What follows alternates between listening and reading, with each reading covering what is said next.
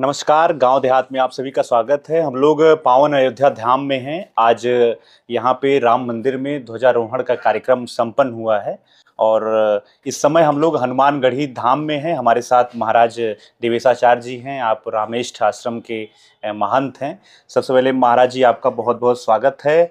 आज एक तरीके से ध्वजारोहण एक संदेश देने का काम किया है कि प्रभु श्री राम का भव्य मंदिर पूर्ण रूप से बन के तैयार हो गया है।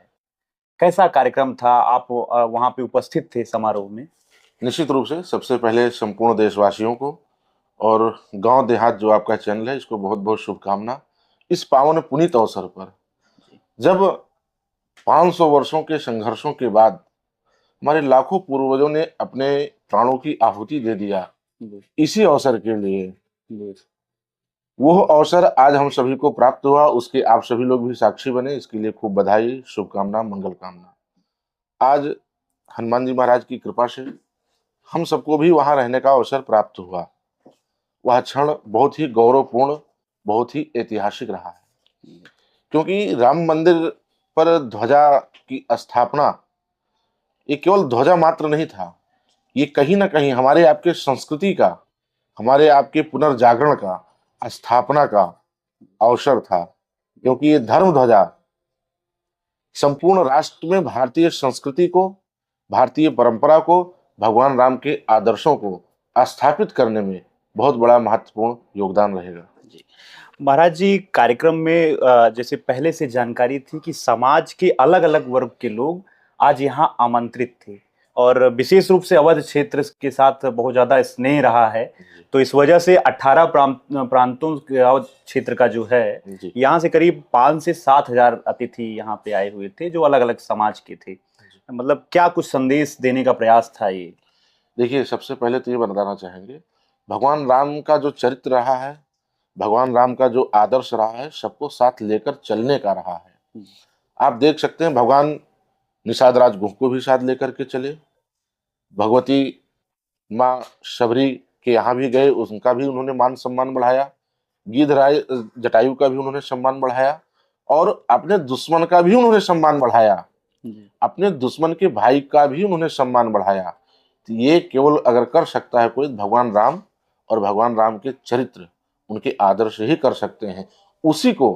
क्योंकि उत्तर प्रदेश सरकार और भारत सरकार संयुक्त रूप से उसकी एक ही कल्पना है, एक ही संकल्प है, सबका साथ सबका विकास। तो कैसे साकार होगा? उसको साकार करने के लिए और उनका जो सबसे बड़ा संकल्प है वो है अयोध्या को त्रेता युगीन अयोध्या बनाने का। तो जब तक सभी समाज को लेकर के हम नहीं चलेंगे, सभी वर्ग को लेकर के हम नहीं चलेंगे, तो भगवान राम के आदर्शों को समाज में स्थापित करने में असुविधा होगी। इसलिए राम मंदिर ट्रस्ट ने सभी वर्ग से सभी लोगों को बुला करके यथा योग्य उनको सम्मान दिया, उनका मान बढ़ाया और इससे राम के आदर्शों को और निर्विवाद गति से संपूर्ण विश्व में स्थापित करने में बड़ा योगदान रहेगा। एक अलग दृश्य देखने को मिला कि प्रधानमंत्री नरेंद्र मोदी जब यहाँ साकेत महाविद्यालय से उन्होंने अपना रोड शो शुरू किया, तो अलग अलग स्थानों पर जो है स्वयं सहायता समूह से जुड़ी हुई महिलाएं उनका स्वागत कर रही थी। आधी आबादी का भी प्रतिनिधित्व देखने को मिला।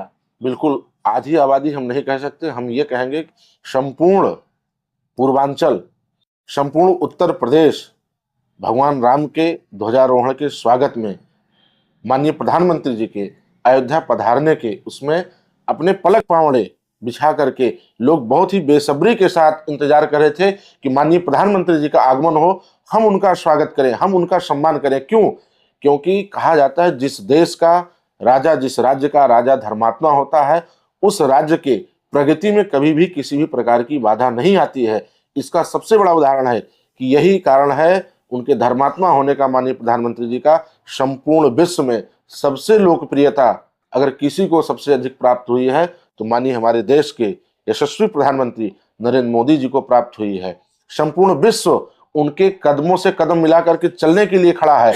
यही कारण है कि पूर्व में हमारे भारत देश का तुलना बांग्लादेश, पाकिस्तान, अफगानिस्तान, ईरान से हुआ करता था। आज इसी भारत देश का गौरव अमेरिका के साथ, जापान के साथ, रूस के साथ, चीन जैसे विकसित राष्ट्रों के साथ हमारी तुलना होने लगी है। इससे बड़ा और गौरव की बात क्या हो सकती है? धर्माचार्यों के जो अयोध्या के हैं गुरुजी, आप लोगों के साथ के, इनकी ओर से क्या कुछ अभी मांगे हैं? अयोध्या में क्या कुछ और बेहतर कार्य विशेष बचा हुआ है? देखिए, माननीय मुख्यमंत्री जी, हमको लगता है कि जब से मुख्यमंत्री बने प्रथम सत्र से लेकर अभी तक जी। 200-250 बार अयोध्या आ चुके हैं। तो अयोध्या के संतों को कोई चीज मांगने की आवश्यकता ही नहीं पड़ रही है।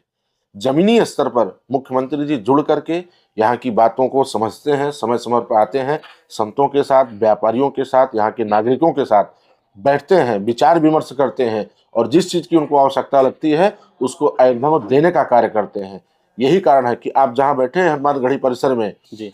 यहाँ से ले करके और यहाँ से 7 किलोमीटर की दूरी तक आपको 5 से 7 फोर लेन मिलेगा, जिससे अयोध्या में आज जब श्रद्धालु बढ़ेंगे तो सबसे बड़ी समस्या क्या आती है? सबसे पहली समस्या जो आती है वो ट्रैफिक की आती है। जी। इसको ध्यान में रखते हुए सरकार ने 4 लेन का रामपथ का निर्माण किया। उसके बाद 14 कोसी पंचकोसी 4 लेन का उन्होंने निर्माण किया। उसके पश्चात जो नेशनल हाईवे है उसका निर्माण कार्य पूर्व से था ही। उसके बाद उन्होंने अयोध्या का रिंग रोड बनाया। फिर उसके बाद 84 कोसी परिक्रमा मार्ग है। फिर यहाँ की जितने भी तीर्थ हैं सबको 4 लेन के माध्यम से जोड़ने का कार्य किया है। अयोध्या की कनेक्टिविटी जो थी अन्य तीर्थों से, लखनऊ से, बनारस से, गोरखपुर से थोड़ा कमजोर थी, उसको सुदृढ़ करने का काम किया है। जो 4 लेन था उसको 6 लेन करने का कार्य किया है और एयरपोर्ट के माध्यम से अयोध्या को विश्व से कनेक्टिविटी किया है।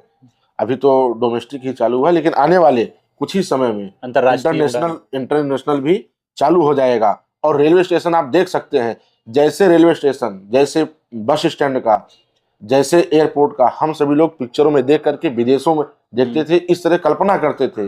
माननीय प्रधानमंत्री जी के सहयोग से, मुख्यमंत्री जी के सहयोग से वो सारी चीजें हमें अपने ही देश में, अपने गांव में अयोध्या जैसे तीर्थ में देखने को मिल रहा है। इससे बड़ा और गौरव का विकास कुछ नहीं हो सकता है। इन सब के बनने से अयोध्या के आसपास क्षेत्रों का, विशेष करके संपूर्ण पूर्वांचल का जो विकास गति अभी तक रुकी हुई थी, इसका जो अवहेलना किया गया था, इसका अनदेखा किया गया था, माननीय मुख्यमंत्री जी ने उसको देखते हुए, विचार करते हुए गौरव प्रदान किया है। आज आप देख सकते हैं पूर्वांचल किस गति से विकास की तरफ बढ़ता जा रहा है। जी। एक सवाल मेरा महाराज जी और है, उसको शुरू में ही आपसे पूछना था कि आज का जो दिन है, जैसे 25 नवंबर के दिन ही ध्वजारोहण समारोह का आयोजन, ये मुहूर्त ऐसा क्या कुछ खास है? हमारे दर्शक जानना चाहते हैं।